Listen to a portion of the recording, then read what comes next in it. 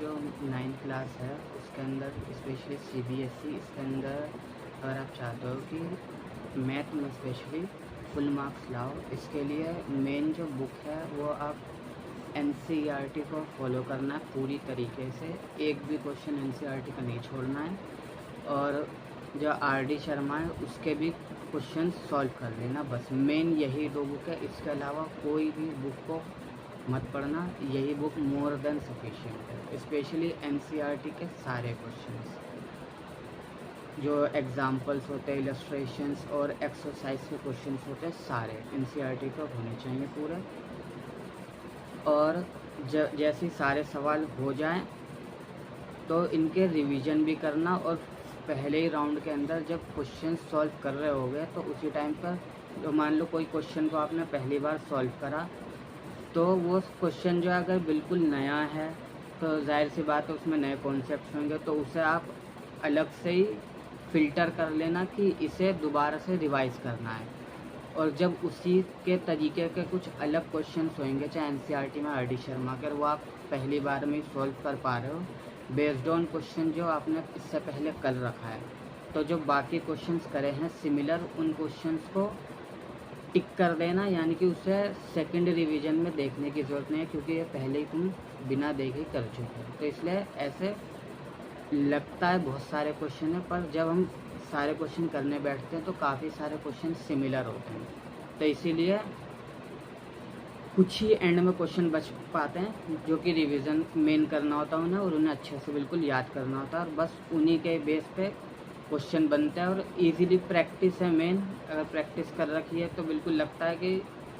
सारा पढ़ा हुआ ही है। और वैसे भी 9th में ज़्यादातर यही आता है, यहाँ इसके अलावा कहीं से आएगा ही नहीं, एनसीईआरटी और आरडी शर्मा के सवाल, तो बस इन्हें ही अच्छे से पढ़ लेना। और बाकी मेन है कि चलो इसके अंदर एनसीईआरटी में भी है कि इलस्ट्रेशंस है, एक्सरसाइज है, बहुत सारे अलग अलग तरीके के क्वेश्चन हैं, लेकिन जो इलस्ट्रेशन एग्जाम्पल्स हैं उनके आमतौर पर सॉल्यूशन दिए होते हैं, लेकिन एक्सरसाइज क्वेश्चन के प्रॉपर सॉल्यूशन नहीं दिए होते एनसीईआरटी में। तो उनके सॉल्यूशन के लिए आप यूट्यूब पे वीडियो देख लो, या फिर अगर आपके स्कूल के टीचर्स अच्छे हैं, तो जैसे मेरे केस में था, मेरे स्कूल के टीचर बहुत ही ज़्यादा अच्छे थे, तो मैं अपने क्लास जो है स्कूल में जो क्लासेस होती थी मैथ की, तो वो मैं सारी ऑलमोस्ट लेता था। और अगर बाई चांस अगर कोई क्लास ना भी ले पाया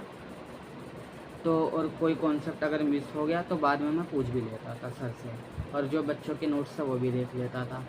और मेन यह है कि अगर कोई क्वेश्चन में नहीं भी समझ में आ रहा, यूट्यूब से भी समझ में नहीं आ रहा उसका आंसर्स, तो आप स्कूल के टीचर से पूछ सकते हो। बाकी अगर स्कूल के टीचर अगर उतना अच्छे नहीं हैं तो, और मैथ अगर आपकी थोड़ी वीक है, तो फिर आप कोचिंग ले लीजिए। पर मेरा क्योंकि मैथ पहले से काफ़ी स्ट्रॉन्ग था तो मैंने कोचिंग नहीं लिया था, और मेरे स्कूल के भी टीचर्स काफ़ी ज़्यादा अच्छे थे, तो इसलिए मैंने कोचिंग अलग से कुछ नहीं लिया था। मैंने बस एनसीईआरटी और आरडी शर्मा को अच्छे से पढ़ा था क्लास 9 के लिए। और मेरा मैथ इसलिए भी अच्छा था क्योंकि क्लास 8 के अंदर ही मैंने 3 क्लास की मैथ एक साथ पढ़ ली थी, यानी कि क्लास 8 के अंदर मैंने क्लास 6 और क्लास 7 और क्लास 8 तीनों क्लासेस की जो एनसीईआरटी होती है वो मैंने क्लास 8 में ही पढ़ी थी। इसीलिए क्योंकि मेरे को लग रहा था मैथ मेरा और स्ट्रॉन्ग करने की ज़रूरत है। तो अगर आपको बेसिक आपकी इतनी अच्छी स्ट्रॉन्ग नहीं है 9th क्लास में, तो आप 6th, 7th और 8th की एनसीईआरटी के ख़ास तौर से बस एग्जाम्पल्स और इलस्ट्रेशन जिनके सॉल्यूशन एनसीईआरटी की बुक में दी गई हैं, बस उतना भी कर लोगे तो आपका बेस बहुत अच्छा स्ट्रॉन्ग हो जाएगा। फिर उसके बाद बस डायरेक्ट आप क्लास 9 की एनसीईआरटी और आरडी शर्मा, बस इन दो ही बुक को पढ़ना है, इसके अलावा कुछ नहीं पढ़ना। और आरडी शर्मा पे जाने से पहले ये इंश्योर करना कि एनसीईआरटी क्लास 9 की पूरी हो चुकी हो। अगर आपकी क्लास 9 की एनसीईआरटी पूरी नहीं हुई है अभी तक, आरडी शर्मा को टच भी मत करना, वरना चैप्टर्स रह जाएंगे कुछ बाद में, और बाद में फिर टाइम बचेगा नहीं, फिर सिलेबस हो नहीं पाएगा। इसलिए पहले एनसीईआरटी कर लेना क्लास 9 की, उसके बाद आरडी शर्मा को करना, और फिर मिनिमम 1 मंथ रखना एग्ज़ाम से पहले कि पूरा का पूरा रिवाइज कर सको एग्ज़ाम से पहले। और बाकी प्रैक्टिस तो करनी है, क्योंकि बिगर प्रैक्टिस के मैथ होएगी नहीं।